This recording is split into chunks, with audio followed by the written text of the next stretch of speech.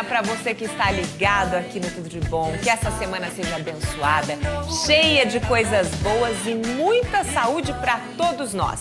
Estamos começando o programa mais feminino do Mato Grosso do Sul e, como sempre, estamos trazendo informações que podem deixar a sua vida cada dia melhor. Hoje vamos falar sobre as lesões mais frequentes que acometem as mãos, punhos e ombros. E quem vai nos explicar como essas lesões acontecem e como podem ser tratadas é o ortopedista especialista em cirurgia das mãos, Dr. Felipe Rotti. Nesse período de pandemia, atividades como a digitação em computadores e celulares aumentaram bastante. E com isso, o aumento da incidência de LER também.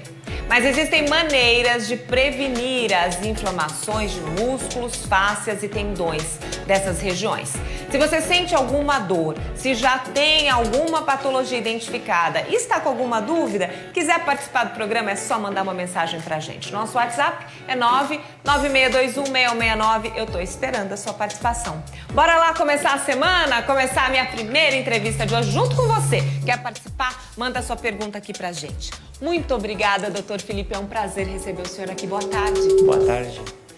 Doutor, essa informação que a gente deu aí na escalada do programa de que realmente a incidência, a demanda das pessoas com queixas de dores nas mãos, nos punhos e até nas costas, né? A gente estava falando antes do programa comentar, aumentaram mesmo no seu consultório? O senhor tem vivido essa realidade? Sim, com certeza. O que eu explico sempre é que as patologias, elas existem no decorrer dos anos, elas mudam somente de nome, mas elas são muito similares, né? Eu vejo essa patologia que acontece muito com os digitadores acontecer com as mulheres, quando pós-puérperas, né, pós-gravidez, depois que tinham os nenês, tinha uma gravidez que tinha que segurar o nenê e fazia uma patologia chamada tenossinovite de Dequervain. E o que é isso? É uma tenossinovite estenosante do punho. E essa tenossinovite era muito característico nesse grupo de pessoas. Enfim, depois foi se evoluindo, apareceu uma modernidade. Uma modernidade. Tiveram os meninos que usavam muito videogame, os Super Nintendos, as outras videogames que ficavam muito tempo com isso e também tinham a mesma patologia. E depois chegou os digitadores com os celulares, principalmente porque fazem esse movimento de desvio na área e digitação. Mas não é só essa doença que acontece por isso, tá? Então, mas cada nova fase vem um desafio, acaba Exatamente. sendo um pouco do mesmo, só que adaptado, né, doutor? Exatamente. Claro, como o celular modificou, entrou outras patologias, que a gente até pode falar sobre quais são as diferenças entre cada uma delas. Aqui que é a tendinite, que eu expliquei antes, e o que são as demais que podem aparecer por uso desses aparelhos. O que o senhor diria para as pessoas agora, nesse momento, que estão em casa, que na verdade estão sendo exigidos, né, doutor? Está todo mundo fazendo home office, a gente acaba trabalhando muito mais mesmo, um período que é diferente de quando você está no seu local de trabalho. Os adolescentes não estão com os amigos, então eles estão muito mais tempo no celular, na internet. Qual é o alerta que o senhor faria? Existe alguma coisa que a gente possa fazer? Qual é a grande recomendação dos ortopedistas nesse momento? Muito adequada a essa questão, porque, na verdade, não temos como fugir das aparelhos de tecnologia. Enfim, o que eu coloco primeiro? Relacionado ao smartphone, primeiro a questão é a postura, eu acho que essa é a principal, não sendo tanto a minha área, a questão da cervical, evitar esse movimento de ficar o tempo inteiro olhando no celular, de repente sempre achar um dispositivo para ficar olhando de uma forma mais para frente. A segunda questão é a questão do movimento repetitivo com o polegar, tá? Essa questão faz com que nós não tenhamos nós temos um desequilíbrio entre uma musculatura que é mais forte, que é desse lado palmar, que a gente chama de flexora, do lado extensor, que é do que faz esticar os dedos. Então, usando sempre esse mesmo músculo, faz com que a gente tenha um desgaste e uma tendência a ele fazer uma estenose. Doutor, então, o que a gente poderia fazer? Oi. Não, eu ia pedir um vídeo que o senhor mandou pra gente, que mostra justamente isso. Perfeito. Eu acho até que dá pra gente comentar em cima. Pode colocar aí, olha lá, é disso que o senhor tá falando, Exatamente. Né? Então, esse movimento que está sendo feito ali repentinamente, você vê que você estressa um músculo somente, né? Então, aquela musculatura onde está sendo desenhado ali são onde acontece esse gatilho, essa estenose, que são os tendões extensores do primeiro compartimento, que a gente chama ali, tem os tendões que fazem o principal movimento de extensão do polegar, que é o Doutor, movimento e o polegar, ele tem uma grande responsabilidade nessa mobilidade nossa das mãos? Com certeza. Assim, o polegar é considerado que dos movimentos primordiais da mão, ele atua em 40% do movimento, ou seja, ele faz todas as funções, principalmente a função mais fina, que é a função da pinça. Essa função é característica dos seres humanos somente, então ele consegue pegar pequenos objetos exatamente por ter essa possibilidade de uso do polegar. Então, continuando, o que a gente poderia fazer? Outra é a modificação da forma de digitar. Até trouxe um celular aqui para fazer mais fácil. Uma forma é de você colocar ele numa palma da mão. Ó, dá pra gente digitar. mostrar aqui embaixo? Ó, vamos mostrar que o doutor vai mostrar pra gente. Exato. Ó. E digitar ele com os dedos. Eu sei que é muito mais difícil, porque teríamos que voltar... Eu não acho. A gente estava brincando antes do programa começar que as tias estão com vantagem. Porque a gente não digita assim como os adolescentes. Os cursos de datilografia... Quem fez datilografia está bem agora tem uma melhor. momento. Então, existe uma outra doença também, que o polegar, quando você digita dessa forma, o que acontece? Ao mesmo tempo, como o smartphone é leve, ele pode também criar uma situação de gatilho desse dedo, ou seja, que é um movimento que quando você dobra o dedo, ele não consegue retornar pelo excesso de ciclos. Então, também é importante a gente ter essa modificação da postura. Outras modificações são feitas para quem precisa usar os aparelhos, ou seja, por exemplo, eu sou um profissional liberal, faço reuniões, utilizo conversações. O que eu posso fazer? Nesses casos, existem movimentos de alongamento dos dedos e das mãos. Doutor, e assim, de uma maneira bem simples, tudo que cansa demais pode trazer um problema futuro? No sentido físico, eu falo, né? Se esse dedo começou a doer, se as costas, você percebe que aquilo tá exagerado. Isso é perigoso. Sempre tem que acender uma luzinha vermelha aí. Sim, como é que eu posso fazer para tornar isso mais confortável? Isso é um caminho simples? O caminho mais simples é exatamente esse. Primeiro é a modificação, como eu disse, da postura. Você acertar a sua postura, acertar a forma de digitar.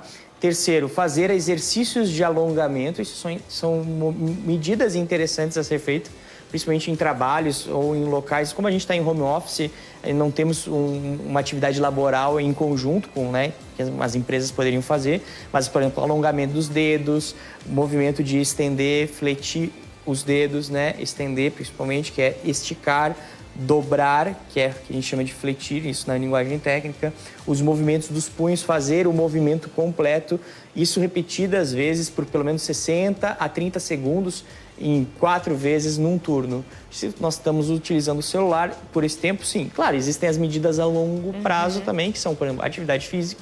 E a gente está falando das pessoas saudáveis antes de chegar numa situação de patologia. Nós vamos falar das patologias daqui a pouquinho, vamos tentar passar pelo menos pelas principais, que são muitas, né, doutor? Sim. Mas a gente já continua conversando. Doutor Felipe, o senhor estava falando que ali cada situação vai exigir um tratamento diferente. Às vezes é preciso parar, mas tem que também se movimentar. Quer dizer, é um desafio para o paciente e para o próprio médico, né? Com certeza. O fator mais importante é o diagnóstico correto. Quando o paciente vem ao consultório, faz toda a diferença o médico examinar o paciente, tocar no paciente, ver qual é que é a necessidade e, às vezes, um tratamento não há uma receita de bolo. Não existe uma receita. Para isso se faz isso. Se faz isso. Como a doutora Évori falou, isso são medidas preventivas, como eu falei, dos exercícios, dos alongamentos, mas às vezes temos patologias muito específicas e temos que ter um tratamento específico para elas. Específico. Doutor, eu vou pegar só aqui uma mensagem que mandaram para a gente falar de uma patologia. Doutor Felipe, super indico, ele foi meu médico, fez cirurgia do túnel do carpo nas 2 mãos. Um grande abraço para o doutor Felipe, agradeço. Bom, ela não falou o nome da pessoa, não disse se está bem, mas agradeceu. Acho que está tudo bem, né, doutor? Espero que Acho sim, que deu com certo. certeza. Vamos falar um pouquinho dessa patologia do túnel do carpo? Vou pedir para colocar lá pra gente uma imagenzinha que tem. E pro senhor vir aqui comigo, ó, até esse monitor, por favor. Pode ficar ali do ladinho.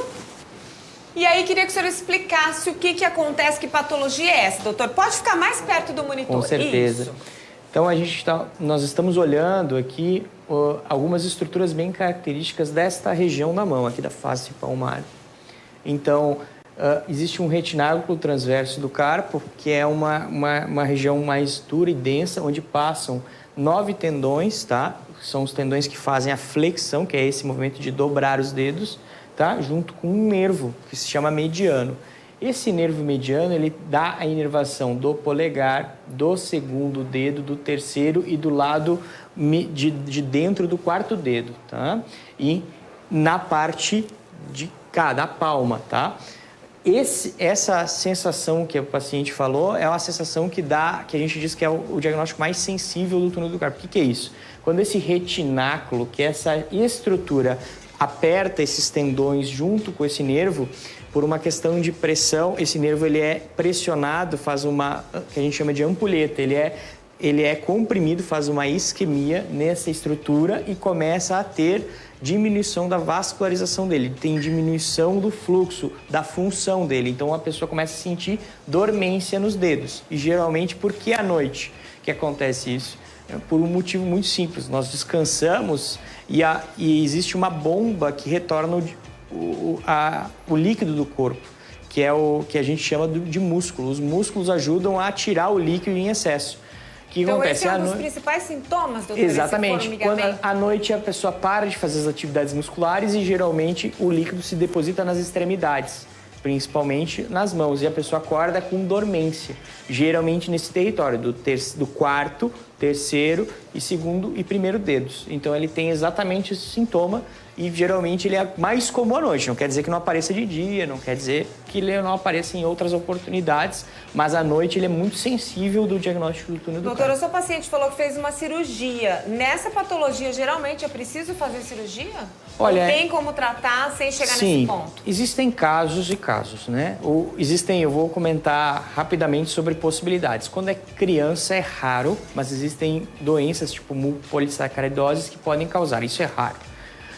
Existem na idade adulto jovem, geralmente acontece nas mulheres que estão em estados da gravidez. Geralmente no segundo para o terceiro trimestre ele faz exatamente uma compressão aguda porque a mulher incha muito na gravidez e tem esses sintomas. Muitas de vocês devem estar lembrando na gravidez, mas isso geralmente é momentâneo. E existem o grupo na verdade, que mais tem risco, né, e acomete geralmente são mulheres após a menopausa, geralmente com alguns fatores de risco. Aí entra as questões que eu te falei. Pode evoluir por uma cirurgia? Pode ser que sim, então, pode ser que não. Então existem as duas Exatamente. possibilidades. Naquele primeiro caso que eu falei na criança, esses casos são geralmente eminentemente cirúrgicos. Na mulher grávida, geralmente esses casos são de tratamento conservador. E nesses casos depende da evolução da doença. Tem alguns fatores de risco para dizer quais vão evoluir provavelmente para a doença crônica. Doutor, a gente já está com um tempo curtinho. Eu vou pedir para o senhor ajudar as pessoas que estão em casa. Então, como é que elas podem fazer um diagnóstico antes de procurar um médico? Ter uma noção de que está acontecendo alguma coisa errada, que podem ter uma dessas patologias sérias aí. Perfeito. O mais importante é a percepção. Geralmente, esses diagnósticos, tanto dos digitadores, assim como dessas lesões de trancar os dedos, exatamente é a dor, que é o primeiro sinal que nos chama a atenção. Como é que é essa dor, doutor? Geralmente eles têm uma dor muito relacionada ao polegar ou ao punho, no lado, principalmente nesse lado que a gente chama de lado radial, mais o lado de fora da mão. É uma dor constante? Eles geralmente têm uma dor constante, ela tem às vezes uma piora em alguns momentos, principalmente quando vai repousar e pela manhã cedo, porque geralmente de manhã cedo o nosso volume de líquido nas mãos é um pouco maior, mas pode melhorar, às vezes até com o passar do tempo, do dia, do exercício, fica menos intensa, mas à noite quando repousa e de manhã cedo eles sentem mais. Mas o principal é os sintomas, às vezes, de não conseguir fazer um movimento por completo, ou ele faz uma situação de popping num dedo, que pode dizer que é um gatilho, ou, por exemplo, quando ele não consegue fazer um movimento de desvio, ou ele não consegue fazer um movimento completo do movimento do punho, isso também quer dizer que pode ser essa tenossinovite que eu expliquei anteriormente. Com relação ao túnel do carpo, ele sente a dormência, principalmente a noturna. Então, tem sinais muito sensíveis que realmente está acontecendo algum problema. Mas ele vai ficar incomodado, né? Isso é fato. Isso. Doutor, a gente falou da síndrome do túnel do carpo, agora eu queria que o senhor falasse de outras patologias também que têm aparecido bastante, que estão sendo muito comuns nessa época agora, e como as pessoas podem prestar atenção que está acontecendo alguma coisa. Perfeito. Como eu falei, além dessa tenossinovite do primeiro compartimento, de Kerven, que é o dedo, a alteração do digitador, pode aparecer os gatilhos, que podem aparecer no quarto e no terceiro dedo, em dedos de preensão é muito comum, tá? Além do túnel do carpo, eu vejo também que tem muitas lesões domésticas, tá? Isso eu queria deixar muito saliente, cortes nas mãos, dedos. Isso está sendo porque as pessoas estão fazendo mais atividades domésticas, sim, cortando com facas. E isso talvez esse seja até o maior alerta que eu poderia fazer à população, é procurar um especialista de mão ou um microcirurgião, porque essas lesões podem cortar nervos pequenos, periféricos, podem cortar tendões e perder a função definitiva da mão se não for resolvido imediatamente, ou seja, nos primeiros 24 horas, primeira semana no máximo, porque essas lesões criam muita debilidade pro longo do tempo. Então eu vejo que essa situação, para mim, é o que mais me chama a atenção com relação a uma urgência. Exatamente. A pessoa passa, corta um dedo, eu passei numa unidade de saúde, não fiz, o cara fez uma sutura no meu dedo e eu não consigo mexer o dedo. O que é isso? Não é normal. Eu não sinto o meu dedo do lado de dentro, depois que eu cortei com uma faca. A pessoa suturou lá, o médico suturou, mas... E aí? Tem uma lesão de tendão. E às vezes essa lesão de tendão passou o tempo, procurar ficou com uma sequela ajuda definitiva. O quanto antes, e ela tem que ser resolvida na hora, não pode passar batidas. Doutor, muito obrigada. Infelizmente, o nosso tempo acabou. Eu agradeço a sua presença, as suas informações, viu? Eu que agradeço a oportunidade e quero deixar em aberto as pessoas a conhecer o nosso Instituto da Mão, que é na Afonso Pena, 2530. E qualquer dúvida, estamos à disposição aí para novas recomendações aí para a população. Obrigado. Obrigada, doutor. Bom, a gente vai ficando por aqui. Espero que você tenha gostado do programa de hoje, mas amanhã a gente está de volta falando sobre atividade física para pessoas com necessidades especiais. Um beijo, eu espero você.